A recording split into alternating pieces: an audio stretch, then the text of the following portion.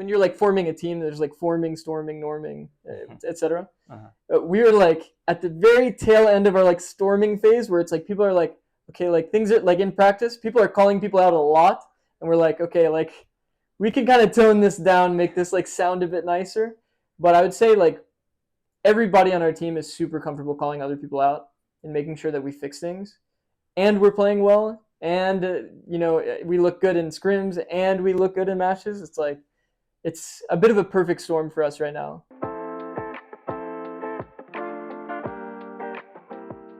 Hi everyone, welcome to 1v1. I'm joined today by Zikz with 100 Thieves coming off a 2-0 victory over NRG in the last regular season game of Stage 1. So Zikz, how are you feeling about how your team looked out there today? I felt pretty good. I mean, I would say looking at the rounds we lost, felt like we had some little details that people forgot about, or we over-rotated a bit too hard, or they came in with a game plan specifically like countering how we kind of play the map. So it was a bit of adjusting on our split defense because they had a good game plan to start. But we also had some audio issues at the very beginning that was like really affecting people's focus. So some unfortunate stuff happening, but mostly a lot of it was us trying to like understand what their game plan was, us reacting to it, and then eventually coming out with the win. So I mean, I'd say bind was pretty straightforward and easy. We didn't even have to time out on that map. I mean, it was our map pick, so it makes sense. And then split, we kind of knew everything that they were coming in with outside of their attack game plan changed a bit. But I would say definitely a pretty confident win overall. I mean, it puts us in a good position pending, what happens with Crew Leviathan, which is about to happen. By the time the video comes out, like they'll already know. But it'll put us in a pretty good spot, maybe to get first seed, pending, if Crew wins. So overall, pretty happy overall, yeah. And it's against Ethan and Demon1, so I have to add that too. We worked with them last year. They're really, really insane players. For some reason, they're not really like meshing super hard as a team, but with time.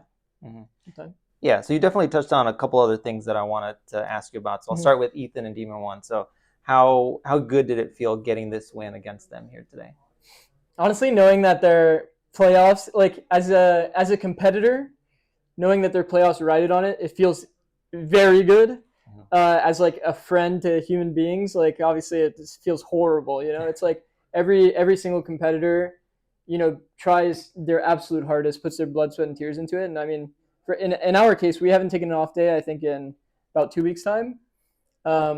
So what all of these players do every single day to try to make sure that they win over other people, it's a lot of effort. It's a lot of like doing whatever you can basically to make sure that you're a better team. And it, for them, I'm sure they feel fucking horrible. So as a human, it sucks. But as a competitor, I mean, obviously, you got to do what you got to do. You know what I mean. So I'm pretty happy. Yeah, pretty happy overall. So I know that you and Ethan kind of go way back. So is there any like smack talk between you guys leading up to this? No, I mean mostly Boosty's the trash talker. I mean, me, I just said some jokes. That's about it. I mean, I do know Ethan like extremely well. We've teamed together for like my only 2 years in Valorant besides 100 Thieves. So in terms of like how well we could read Ethan, is like me, Boosty, and Dan were like because Dan plays 5 Qs with him as well. So like Dan knows how Ethan's gonna call because he calls in the 5 Qs as well. And me and Boosty teamed with him, so we also know how he's gonna call. So like a lot of rounds, we could just kind of tell what the ideas are like. And they did have, honestly, their attack felt a bit better in terms of like how much misdirection they threw and where they ended in their side hits, especially on split. But their defensive half wasn't there, so just if it's not one thing, then it's the other, I guess. So. Yeah, very interesting. And then obviously, you worked with Demon1 last year. So do you feel like you guys kind of had an inside edge in terms of neutralizing him in this game? Honestly, we didn't really do any prep like specifically for like any player. I say usually we keep our antes to like team style and like identity. and just like the overarching vision. Um, so we didn't really have anything specific. I mean, I foresaw them swapping Demon 1 and Victor like on Rays on a few maps. So I just saw in solo queue like they had kind of changed up which agents they were playing. So that was like just about the only read that I had on understanding that it was probably going to be Victor on Rays. But yeah, no, nothing too in depth on Demon 1. Yeah. Okay. So in general, how are you feeling about the team going into playoffs? It seems like you guys are playing very well right now. You guys are 3-1 in your last 4 games. So how are you feeling about playoffs? I would say we're definitely peaking at the right time. We went through this long like phase where we're like adding and making sure our fundamentals are solid, making sure everybody understands what the fundamentals are and like what I expect. And right now, I'd say we're in a bit of a maintenance period where it's like we're not really adding too much. We just need to like keep getting more reps, maybe add some strats here and there, but not really too much, and just keep practicing. Like I said, we haven't taken an off day in 2 weeks at this point, and we don't plan on it. Our season is, or our split is effectively over within like about a week and like 8 days, or a week and like 2 days or something like that. So we're just going all the way through, maintain our form. Guys don't seem burnt out, even though we've only had the one off day, like I said. So we do little like light days where we'll have like remote practice, only scrim a few games. But for the most part, we're constantly just trying to do our best to stay in form, make sure our team plays there, and just keep grinding because it's almost over. It's like if we don't go to Shanghai, then we're gonna have a long break anyway. Might as well put everything that we can into the next week, and then see where it takes us. For sure. What do you think has been like the biggest difference for the team the last few weeks? Because I know you guys kind of had a rough start to the season, lost the first game of this split. What do you think has been the biggest difference the last few weeks for you guys? I would say confidence is one. We had a very, very low confidence start. And the way that kind of worked, or how it like manifested, was people weren't really like looking at their teammates. They were like really tunnel visioned on themselves and what they want to do, what they're going to do, etc. But they didn't really have the big picture in mind ever. So one of the things that we worked on a lot was just making sure that people always try to find a way to coordinate with anyone that's near them and find a way to make it happen. And we saw a lot of moments today. Someone sitting inside a smoke, they're looking at minimap real quick. Who's close? Gecko's close. Yo, can you flash for me? Flash for me. And then he flashes. The guy breaks the dizzy, but his crosshair is up here. Pete peeks out the smoke, insta-kills him. It's like all of these small little interactions, I think, are the reason why we look so much better now than we did at the start. Because at the start, we were kind of like really tunneled in on ourselves. We were trying to give a lot because that's how they played last year. They like played a lot of retake last year. They tried to play like a super structured game. Whereas this year, we're just a really free-flowing team. We're going to take a lot of fights, which is inherently going to have a lot of risk. But we're going to take a lot of fights. And if it doesn't work out, I'm not going to get mad at them. You know what I mean? As long as I saw the idea, as long as they're trying to coordinate with someone, I really don't care. And that also, I kind of like freed them up a bit by telling them that like, all right, our team plays like at a solid level. We just need to make sure that in these like individual moments where you guys need to take timings, like go out of the smoke alone without anyone helping, like that you guys are confident enough to do that and make that decision. And that I'll never get mad if you guys think that you have a timing and that you go for it. Because giving them that comfort, I guess, in the back of their mind, like, well, I'm not going to get yelled at if I swing the smoke. Because I think, and this is speculation, I don't really know what goes on inside the NRG camp. But it feels like to me that they play in a way that like avoids risk a lot of time. And they're trying to like play perfect Valorant. So they're like really focused on that, and that it's bad. Like you need to have like an X factor in your team, or you need to have like just super aggressive plays. You have to have options to do these kinds of things. And if you can't catch a team off guard, then you're probably not that good of a team. So it's really important to have that variable in your team. I feel like they lack that a bit, and why it felt pretty easy for us overall to play against them. Interesting.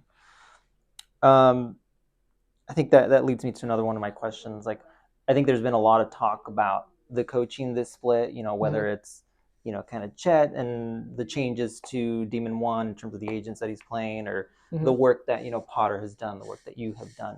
Mm-hmm. In your opinion, what do you think makes like a really great coach? Like, I guess nowadays here in Valorant. Even in League, I would say what makes a good coach is having a really good system, and I would say the unspoken most important thing, like when I say system, I mean like how we play the game together and like how we visualize success. I think that's very important. But I think the unspoken thing, I guess, is like how you dictate the culture outside of that. Like when we're in practice, what are we saying to each other? If you're allowing anything to be said, then that means that you accept that as part of your culture. So we have a lot of conversations about things that I don't want them to say, or like jokes to not be made. That's been like a large part of our split. Like very early on, people were talking about, oh, I'm gonna get cut, like this kind of thing. And even if it's a joke, it's like, well, that's one of those things that's just like, why joke about something that you're genuinely afraid of? It's like that's just going to manifest, you know what I mean? Like low confidence, bad vibes. They used to always talk about like, yeah, it's been like 11 months since we won. Like, it's like, man, just like, why even have those thoughts? You know, just like focus on what's forward and this kind of thing. And we've just done a lot of culture upgrading, I'll say, to make sure that we have the right mindset moving forward and that we're making jokes that aren't detrimental to our team health. And I'd say in terms of our culture, we've been in like a bit of a, well, when you're like forming a team, there's like forming, storming, norming, etc. We're like at the very tail end of our like storming phase, where it's like people are like, okay, like things are like in practice, people are calling people out a lot, and we're like, okay, like we can kind of tone this down, make this like sound a bit nicer. But I would say like everybody on our team is super comfortable calling other people out and making sure that we fix things, and we're playing well, and we look good in scrims, and we look good in matches. It's like it's a bit of a perfect storm for us right now. And with 1 week left, it's like it's exactly where we want to be. So it's good. For sure. So you guys are, looking in pretty good shape going into the playoffs. Besides you guys, obviously, who do you think are the other teams that are in best position to qualify for Shanghai, do you think? I would say the teams that I'm most notably looking at, Crew's been solid. I will say in our match against them, we learned a lot. There was like certain details of our game that they pressured really hard. And I won't speak too much on that topic, but there was certain things that we needed to learn from that Crew match to make us a better team. So in my head right now, if we had to play Crew again, I think we would win that match. But of course, like that's after we learn the lesson, so you can't go back in time. But it was a very, very important lesson for us. So I think they're a very good team, and I think that some things that they do definitely will define the meta a bit within North America. And as long as we honestly keep to our solid level of form, I think we're going to be a very solid team. I think Leviathan you always have to look at just from individual performance. They had some solid matches where they were also playing like just solid Valorant in general, like on a team level. And I feel like it genuinely feels like they have players on that team that can just pop off at any moment. And then Aspas is always going to be Aspas. So like, what can you do, So I'd say Lev, Crew, definitely two of the ones that I'm looking at. All of the other teams feel like a bit random, I'll say. They don't seem like they have like a super solid system that's going to give them like consistent success. And they kind of revolve around their individual play a lot. So I would say primarily us, Crew, Lev. Yeah, makes sense. So that's all the questions I have. Is there anything else you'd like to add? No, I'm good. All right. Well, thank you so much for joining me, and good luck in the playoffs. Thank you.